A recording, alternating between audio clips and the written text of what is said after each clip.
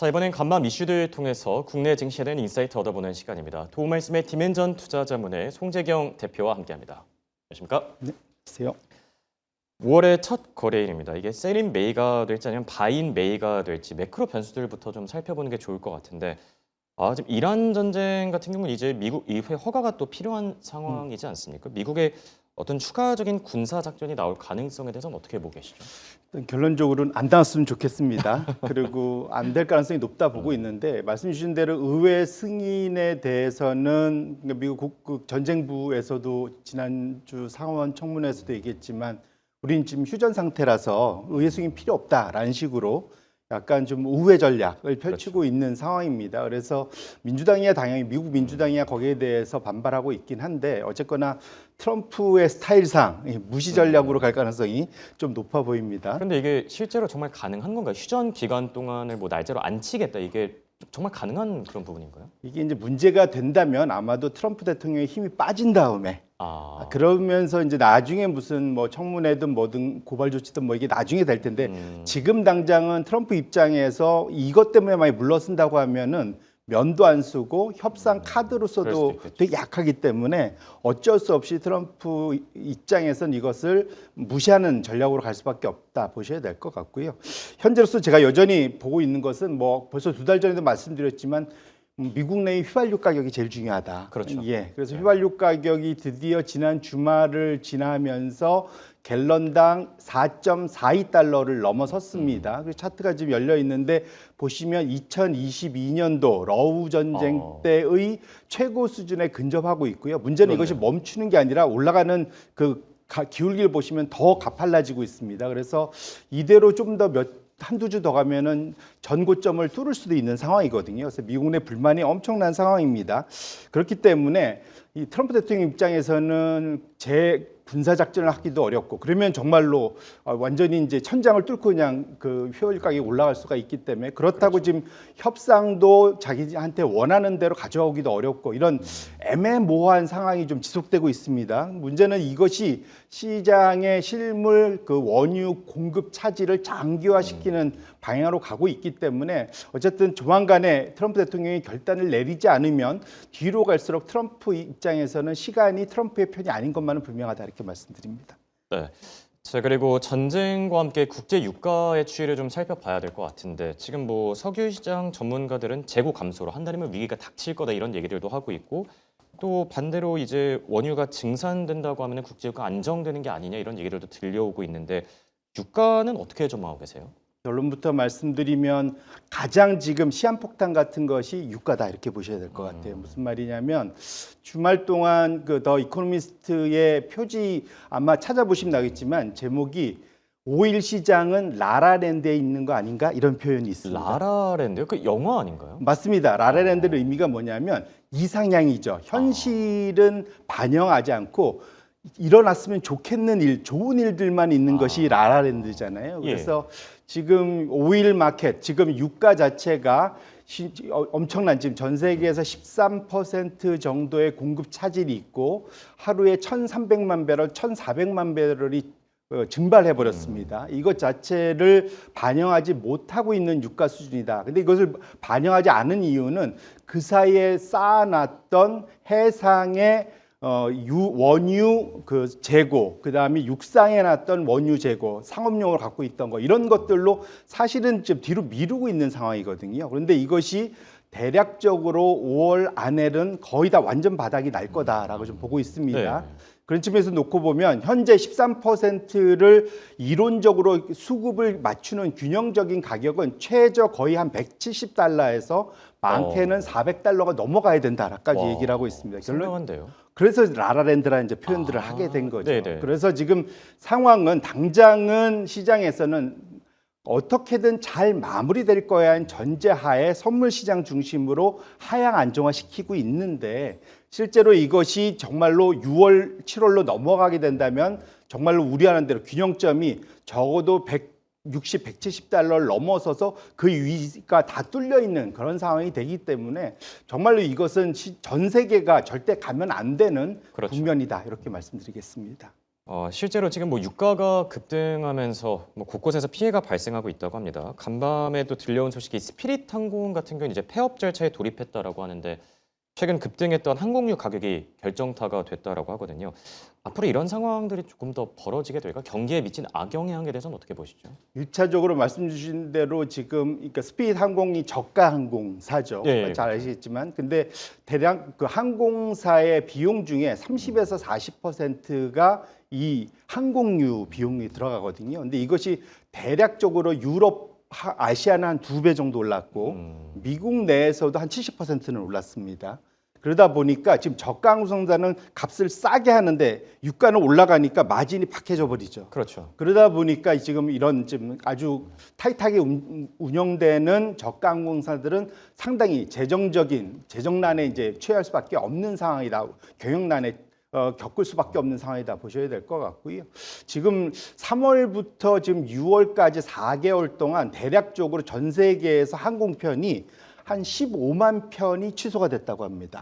그만큼 줄였다고 한다는 얘기고요. 이것 자체는 아마 코로나 이후에 가장 많은 항공 취소편이 되고 있다 보셔야 될 것 같고 전반적으로 이 원유만 부족한 것이 아니고 원유를 정제해서 만드는 항공유는 생각보다 좀 더 많이 부족한 상황. 지역별로 차이가 있지만 그러다 보니까 이 상황이 좀 더 지속된다면 지금 스피릿뿐만 아니라 전 세계 저가 항공사들한테는 확실히 지금 노란불에서 빨간불로 적신호가 켜지고 있는 것만은 분명하다 이렇게 말씀드립니다. 그리고 실제로 뭐 스피릿 항공 같은 경우는 이번에 실업자가 17,000명 정도 된다고 합니다. 이게 문제가 트럼프 대통령 입장에서는 중간 선거를 앞두고 이렇게 실업자가 늘어난다, 뭐 고용 시장이 흔들린다 이런 부분들도 신경이 쓰일 수밖에 없지 않을까요? 맞습니다. 사실 트럼프 입장에서는 지금 이게 그 중간 선거를 승리하려고 시작했던 전쟁인데 그렇죠. 오히려 그 결과 자체는 정반대로 나타나고 있습니다. 고유가 때문에 휘발유가가 급등하면서 지지율은 급락하고 있고 말씀 주신 대로 이러한 지금 본의 아니게 지금 소위 실업자를 대량 양산할 수 있는 상황으로 점점점 시간이 갈수록 이 상황이 지속되고 있는 것 자체 그렇죠. 이것 자체는 트럼프한테는 상당한 압박이 될 수밖에 없겠다. 그래서 아까 모두 말씀드린 대로 이게 전쟁 군사 작전을 다시 시작할 가능성이 매우 희박하다는 말씀이 이제 그런 이유고요. 이제 다만 트럼프 대통령이 좀 뭐랄까요, 좀 목리를 부린다고 해야 될까요? 지금 좀 쓸데없는 좀 고집을 부리고 있는 상황인데 하루빨리 여기 좀 마무리됐으면 좋겠다라는 개인적인 말씀을 드리겠습니다. 네. 그리고 말이 나온 김에 고용시장 얘기를 잠시 나눠볼까 하는데 이번 주가 또 고용주간 아니겠습니까? 좀 잘 넘어갈 수 있을까요? 어쨌든 저번 달은 생각보다 잘 나왔습니다. 그 전에 그 2월 달이 1, 2월 달이 생각보다 그 계절 이슈, 파업 이슈 때문에 안 좋았던 것을 3월 달은 많이 하면서 상당히 좋았었는데요. 4월 달은 생각보다 너무 큰 기대를 하면 좀 안 될 것 같다. 지금 당장으로서는 고용 상황 자체에 대해서 엄청난 무슨 후폭풍, 악영향 이런 게 나타나지는 않겠지만 ISM 제조업 지수에서 지난주에 발표된 걸로 보면은 그 세부 지표 중에 고용 지수와 관련해서는 48 정도가 나타나면서 소위 수축 국면에 들어가 있었거든요. 그것 자체는 고용이 미국 제조업에서도 상당히 좀 어려움을 겪고 있다 보셔야 될 것 같고 이번 주에 이제 ISM 서비스 네, PMI 발표됩니다. 거기서도 고용이 상당히 중요할 텐데 미국 안에서는 서비스가 미국에서 미치는 영향이 70%가 넘기 때문에 진짜로 이번 전쟁 영향이 어떤 물가와 고용에 어떤 영향을 미쳤냐를 보려면 이번 ISM 서비스 PMI 지수의 세부 지수들을 파악하시는 것이 상당히 중요하겠다 이렇게 말씀드립니다. 네, 고용 지표뿐만 아니라 ISM 서비스업 지표의 세부 내용들까지 좀 잘 챙겨보는 게 좋다 이렇게 코멘트를 전해주셨고요. 자, 이번에 외환 시장을 좀 점검해 볼까 하는데 최근에 원화 캐리 트레이드가 자주 등장하고 있더라고요. 어떤 의미를 갖고 있는지 먼저 설명해 주실 수 있으실까요? 아마 2년 전이었나요? 그러니까 우리가 그러니까 소위 N캐리 트레이드 얘기 예. 우리가 들으면서 캐리 트레이드가 시장에 한번 충격을 줬었죠. 캐리 트레이드란 거는 그냥 쉽게 얘기하면 저금리 통화로 돈을 빌려서 고금리 통화에 투자하는 고금리 통화 자산을 투자하는 것 자체가 캐리 트레이드다 보시면 좋을 것 그래서 같아요. 엔화 얘기가 많이 나왔던 거죠. 맞습니다. 그래서 일본의 그 소위 그 제로 금리가 상당 기간 오래됐었잖아요. 그러다 보니까 엔화를 거의 그 차입하는 되게 손쉬운 돈으로 빌려서 고금리인 미국 자산에 투자들을 많이 했었던 것이 엔캐리 트레이드다 보시면 좋을 것 같고요.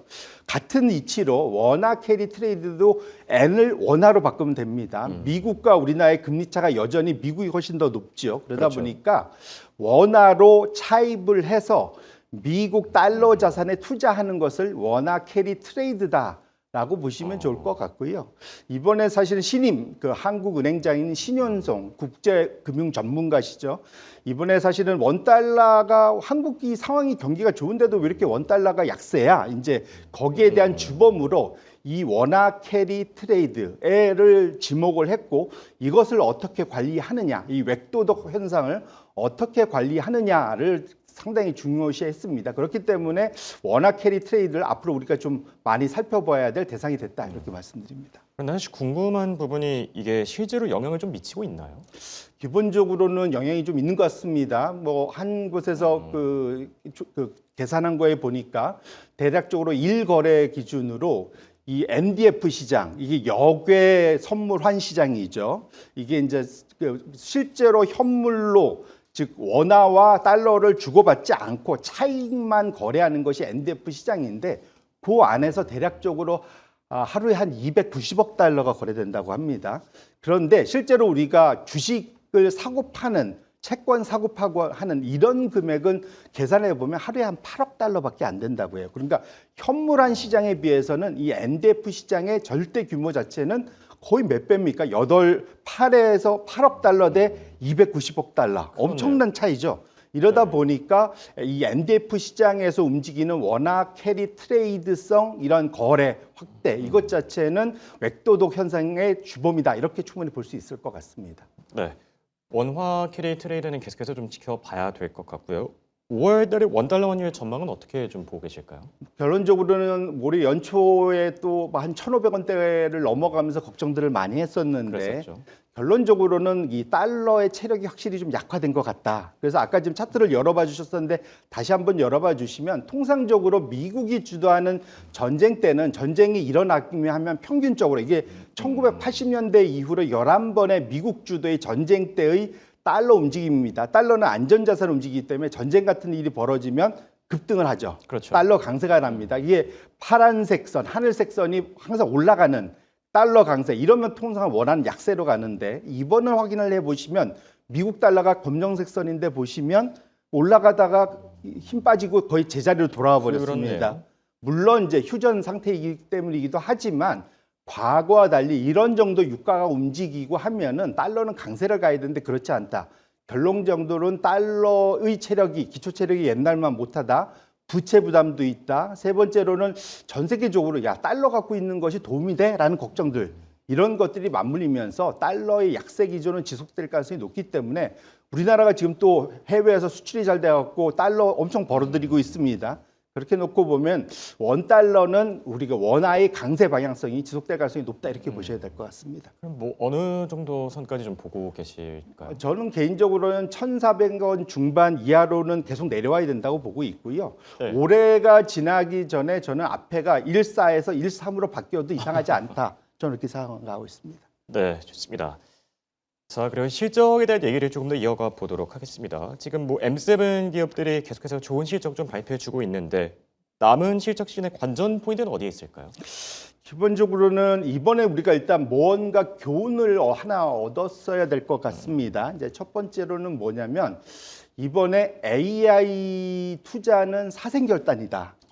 무슨 말이냐면은 이번에 구글, 마이크로소프트, 아마존, 메타 뭐 이런 데들이 소위 하이퍼스케일러라고 불리는 데들이 정말로 돈을 물쓰듯이 쓰고 있습니다. 수액을 넘어갔고 그래서 제가 왜 사생결단이라고 했냐면 구글의 창업자가 뭐라고 얘기했냐면 이번 AI 경쟁에서 실패하느니 차라리 망하겠다 이런 표현까지 했었거든요. 그만큼 사생결단으로 투자를 어마어마하고 있는데 다만 투자자들 입장에선 이 AI 투자를 어떻게 바라보고 있냐면 돈을 잘 쓰던가 아예 쓰지 말던가 둘 중에 하나 해라. 이게 왜냐하면 지난주에 구글이 실적 발표 이후에 주가가 상당히 좋았습니다. 그렇죠. 대표적으로 AI 투자를 돈을 쓰더라도 잘 쓰고 있다. 두 번째로는 애플입니다. 실적 발표 이후에 또 주가가 좋았어요. 그렇죠. 한 3% 뛰었죠. 돈을 아예 안 쓰던가 AI 쪽으로. 그러니까 할 거면 확실하게 해라. 예, 그죠. 해갖고 소위 돈을 벌어라는 거죠. 근데 아마존이나 메타나 마이크로소프트는 돈은 똑같이 많이 쓰는데 뭔가 어정쩡하다. 뭐 이제 그런 평가들을 시장에서 확실히 하고 있다 보셔야 될 것 같고요. 이 물들이 쓰는 이 사생결단 AI 투자 경쟁에서 확실히 수혜 분야는 결정이 나 있습니다. AI 인프라죠. 결국은 반도체, 전력기기, 에너지 이 분야의 이익을 견인하는 것이 확실히 확인이 되고 있다 보셔야 될 것 같습니다. 그런 측면에서 놓고 보면 이번에서는 확실히 이번 주에도 AI 인프라 분야의 이러한 소위 수혜가 확인이 되는지 보셔야 될 것 같고요. 남은 이번 주 중에 지금 전망에서는 확실히 우리가 좀 살펴봐야 될 것이 휘발유 가격이 올라가면서 미국의 소비가 어떻게 되고 있는지를 볼 수 있는 대표적인 기업들이 있습니다. 디즈니, 우버, CVS, 이건 이제 약국 체인 같은 데입니다. 우버 우리가 잘 아시고 많이 돌아다니려면 돈 써야 되니까. 디즈니는 저 재량 소비, 놀러 다니는 거죠. 결국은 이들의 성과가 어떻게 되느냐가 미국의 소비자들이 지갑을 활짝 열고 있는지 점점 닫고 있는지 체크해 볼 수 있는 주요 포인트다 보셔야 될 것 같고요. 아까 말씀드린 대로 AI 인프라 수혜, AMD, 아리스타 이거 이제 네트워킹 솔루션 하는 데입니다. 그렇죠. ARM 잘 아시는 데고 코어웨이브 이게 이제 그 소위 클라우드 서비스 하는 데죠. 결론적으로 이와 관련된 수혜가 지속되는지 시장의 반응은 무엇인지 보실 필요가 있고 플러스에서 AI 피해주 대표적으로 소프트웨어하고 이번에 잘 나가던 팔란티어가 연초 이후가 상당히 부진합니다. 그렇죠. 팔란티어 실적도 같이 챙겨보면서 시장의 반응이 무엇인지도 챙겨보실 필요가 있겠다 이렇게 말씀드립니다. 네. 정리를 해보면은 실적들을 좀 챙겨보면서 이 비농업 고용 지표, 그리고 중동 전쟁 상황, 휘발유 가격 이런 것들을 좀 지켜보는 게 좋을 듯합니다. 그리고 5월 달 들어서 이제 저희가 그런 얘기를 많이 하잖아요. Sell in May and go away. 이거 5월 달엔 팔아라. 그 부분에 대해서는 어떻게 생각하시죠? 통상적으로 이것이 1950년대 정도에 발견이 돼서 한 70년대까지는 시장에서 잘 통용되던 얘기다 보셔야 될 것 같아요. 무슨 말이냐면 한 해를 나누는데 5월부터 시작되는 6개월, 그럼 10월까지죠. 그 다음에 11월부터 시작되는 6개월, 요 두 개를 나눠보면 5월부터 시작되는 6개월이 11월부터 시작되는 6개월보다 상당히 부진하더라. 그러니까 차라리 5월 되면 팔고 10월쯤에 들어 말에 사서 11월부터 즐겨라 이제 이 얘기거든요. 근데 그렇죠. 이것이 시장에서 별로 지금 작동을 안 했다라고 알려져 있는데 확실하게 최근 들어서 이걸 잘 분해하다 보니까 미국의 중간 선거가 있는 해에는 여기 다시 살아나더라. 그래 이게 이제 왜 그러냐 보면은 이제 지금 미국의 표가 나오고 표가 있네요. 나오네요. 지금 하늘색 선하고 검정색 선을 구분하면 미국을 4년 주기로 나누면 중간 선거가 한 해가 있고 나머지는 소위 비선거해라고 볼 수 있겠죠. 그런데 네. 비선거에는 그런 거 없이 늘 우상향을 하는데 중간 선거에는 보시면 4월 중순을 고점을 해갖고 10월 중순까지 흘러내리는 거. 그렇네요. 이것이 1946년부터 장기간의 이런 평가이기 때문에 상당히 효과가 있었다는 게 나타납니다. 그러면 올해도 좀 미리 빠져야 되는 걸까요? 결론적으로는 상황이 좀 그러니까 뭐랄까요? 지금 실적만 놓고 보면 저것이 좀 무색해져야 되는데 지금 미국의 중간 선거 결과만 놓고 보면 과거처럼 지금 미국의 공화당 집권당이 참패할 가능성이 높기 때문에 정책 불확실성이 좀 커지고 있는 상황입니다. 그렇기 때문에 또 저기에 대한 두려움이 있다. 그런 측면에서는 실적 장세는 믿고 가되 소위 5월부터 이런 셀인메이 효과에 대해서도 너무 무시해서는 안 되겠다 이렇게 말씀드립니다.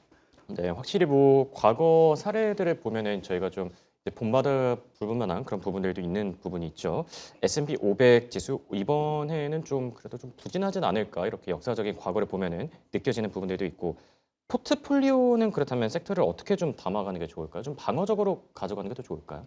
말씀드린 대로 어쨌든 제가 라라랜드 말씀드렸지만 지금 유가가 지금 버틸 수 있는 상황이 5월 안에입니다. 그래서 이것이 5월 후반부로 갈수록 상당히 긴장할 수 없게 민감도가 높아질 수밖에 없기 때문에 그것을 체크해 보실 필요가 있을 것 같고요. 아까 우리가 얘기했던 셀인메이도 중요합니다. 결론적으로는 포트폴리오는 주도주 중심으로 가져가시는데 AI 수혜주가 상당히 중요하다. 아까 말씀드렸던 AI 관련된 반도체, 신재생에너지, 전력인프라, 천연자원 같은 원자력 뭐 이런 관련된 분야에 대한 집중은 여전히 주도하시되 마지막으로 우리나라 고유의 수혜가 있죠. 상법 수혜. 결국은 저PBR 고배당주와 관련해서는 이후로도 지속적인 관심을 갖는 이런 균형 잡힌 포트폴리오로 이러한 변동성 장세를 대응하실 필요가 있겠다 이렇게 말씀드립니다. 네, 결국 뭐 실적 기반의 상승세가 예상되긴 하지만 위험 관리, 리스크 관리에도 필요해 보이는 구간이고요. 증시의 머니 무브는 어떻게 생각하세요? 부동산에서 주식으로 자금이 더 계속 이동하게 될까요? 결론적으로는 가능성은 좀 높다. 사실은 부동산 자금이란 게 갑자기 어느 날 집 팔고 다 주식으로 들어온다. 이거는 말이 안 된다고 보셔야 될 것 그렇죠. 같고요. 예. 그러니까 투기적인 소위 다주택자들은 그걸 줄여서 어딘가에 투자를 해야 될 테니까 그거는 옮겨올 가능성이 첫 번째 있다고 그러고요. 뭐니뭐 해도 우리가 조금 약간 배 아프는 측면이 있긴 한데 반도체 업체들을 중심으로 한 상장사들의 보너스가 올해 어마무시할 것 같습니다. 그와 관련된 자금들은 당연히 재투자가 될 확률이 높고요. 그건 주식으로 다시 들어올 확률이 높습니다. 결론적으로는 이러한 머니 무브는 지속될 가능성이 높겠다 이렇게 말씀드리겠습니다. 네, 지금까지 디멘전 투자자문 송재경 대표와 함께했습니다. 네, 고맙습니다. 네.